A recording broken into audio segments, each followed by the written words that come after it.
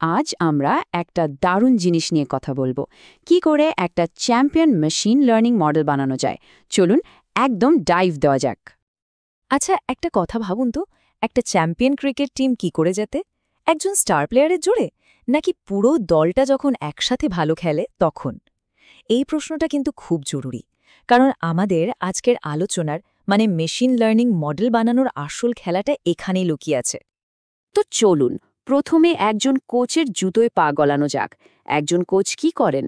তিনি সেরা খেলোয়াড়দের বেছে নেন, তাই না? আমাদেরও ঠিক সেই কাজটাই করতে হবে।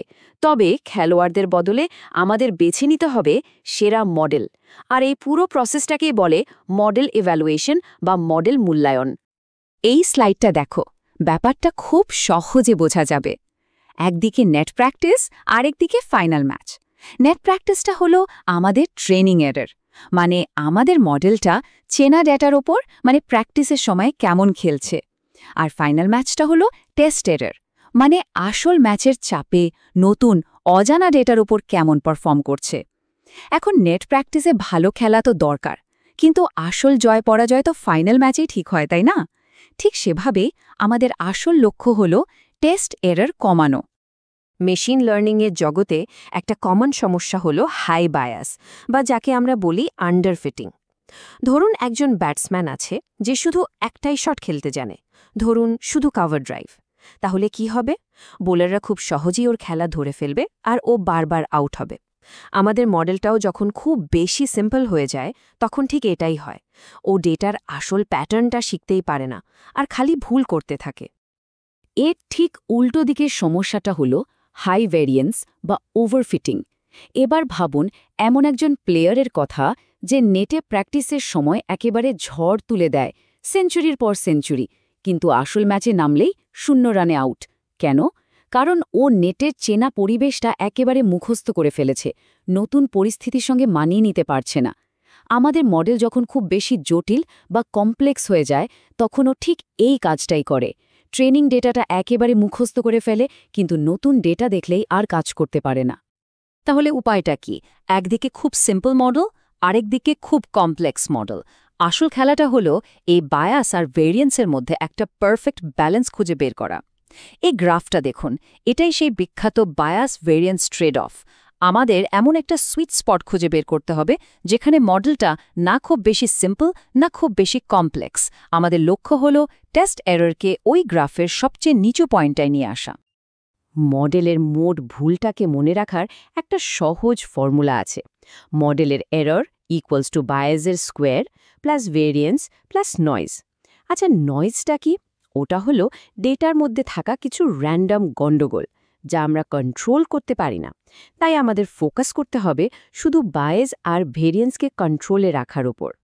তাহলে এই পর্যন্ত যা আলোচনা হলো, তার থেকে মূল প্রশ্নটা কি দাঁড়ালো? কেন একটা মডেলকে খুব বেশি সিম্পল বা খুব বেশি কমপ্লেক্স হতে দেওয়া যাবে না? সহজ উত্তর, কারণ দুটোই আমাদের ফাইনাল ম্যাচের পারফরম্যান্স টেস্ট এররকে খারাপ করে দেয়। প্রত্যেক খেলারই তো একটা নিয়মকানুন থাকে, একটা রুল বুক থাকে, তাই না?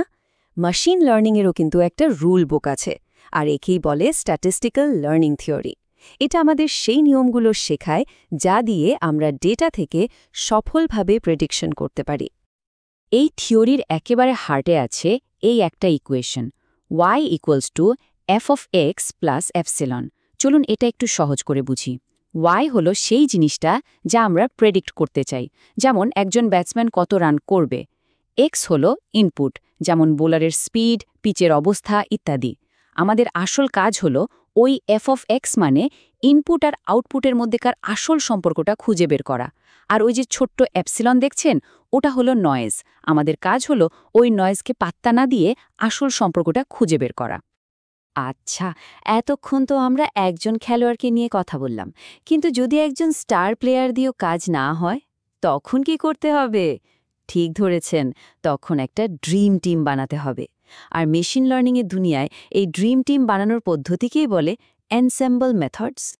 এই ড্রিম টিম বানানোর জন্য আমাদের হাতে মূলত 3টে দারুণ টেকনিক আছে। 1.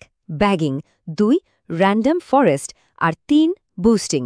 চলুন এক এক করে দেখা যাক এগুলোর কাজ কি। প্রথমে আসি ব্যাগিংয়ে। এর পুরো নাম বুটস্ট্র্যাপ অ্যাগ্রিগেটিং।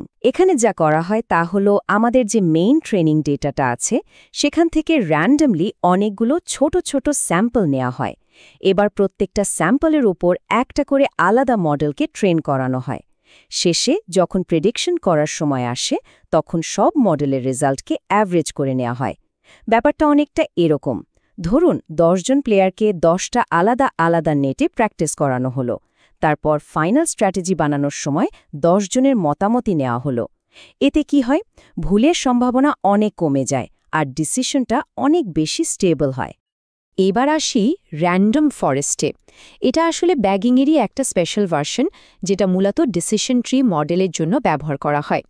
এখানে ব্যাগিংয়ের মতোই ডেটা স্যাম্পলিং করা হয়, কিন্তু তার সাথে আরও একটা মজার জিনিস করা হয়। প্রত্যেকটা ট্রি বানানোর সময় তাকে সব ফিচার ব্যবহার করতে দেওয়া হয় না, বরং র্যান্ডমলি কিছু ফিচার বেছে দেওয়া হয়। ব্যাপারটা অনেকটা এরকম, প্লেয়ারদের শুধু আলাদা নেটে প্র্যাকটিসই করানো হচ্ছে না, প্রত্যেককে এটাও বলে দেওয়া হচ্ছে যে তুমি শুধু এই ৩-৪টে শটই খেলতে পারবে। এতে কি হয়, প্রত্যেকটা মডেল বা প্লেয়ারের একটা নিজস্ব স্পেশালিটি তৈরি হয় আর পুরো টিমটা অনেক বেশি ডাইভার্স আর শক্তিশালী হয়ে ওঠে। আর সবশেষে আসছে বুস্টিং। এটা হলো অন্যতম শক্তিশালী একটা টেকনিক। এর কাজের ধরনটা অনেকটা একজন কড়া কোচের মতো।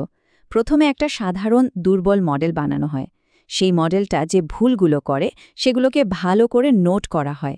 এরপর দ্বিতীয় মডেলটাকে এমনভাবে ট্রেন করানো হয় যাতে সে প্রথম মডেলের ভুলগুলো শুধরে নিতে পারে। তারপর তৃতীয় মডেলটা আসে দ্বিতীয় মডেলের ভুল শুধরাতে। এইভাবে প্রত্যেক নতুন মডেল তার আগের মডেলের ভুল থেকে শেখে।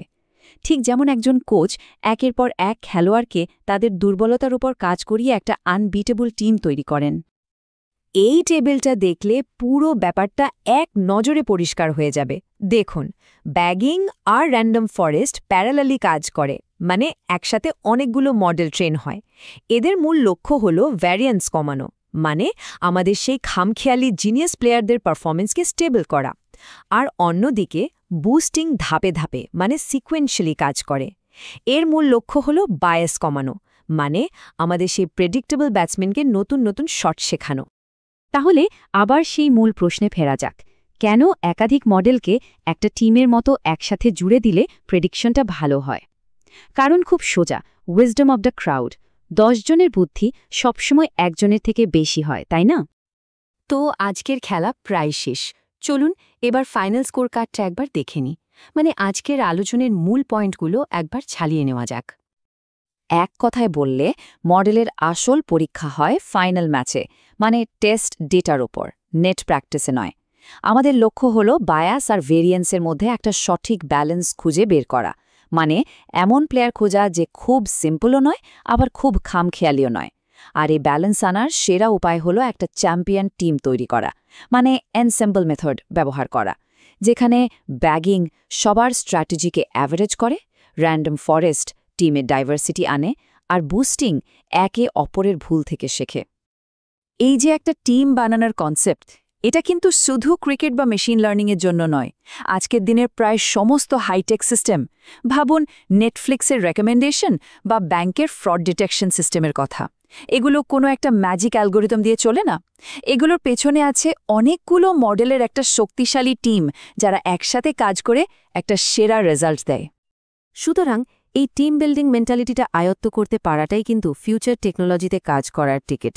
সেলফ ড্রাইভিং কার থেকে শুরু করে পার্সোনালাইজড মেডিসিন, সব কিছুর পেছনেই এই আইডিয়া। লক্ষ্য শুধু একটা স্মার্ট সিস্টেম বানানো নয়, লক্ষ্য হলো এমন সিস্টেম বানানো যা একই সাথে নির্ভরযোগ্য আর শক্তিশালী। এই জ্ঞানটাই কিন্তু যে কোনো জটিল সমস্যা সমাধানে অনেক এগিয়ে রাখবে। আজকের আলোচনা আমরা এখানেই শেষ করছি, কিন্তু যাওয়ার আগে একটা প্রশ্ন ভাবার জন্য থাকলো। ভবিষ্যতে যখন কোনো বড় জটিল সমস্যার মুখোমুখি হতে হবে, তখন এই টিম বিল্ডিং স্ট্র্যাটেজিটা কিভাবে কাজে লাগানো যেতে পারে, এটা নিয়ে অবশ্যই ভাবা প্রয়োজন।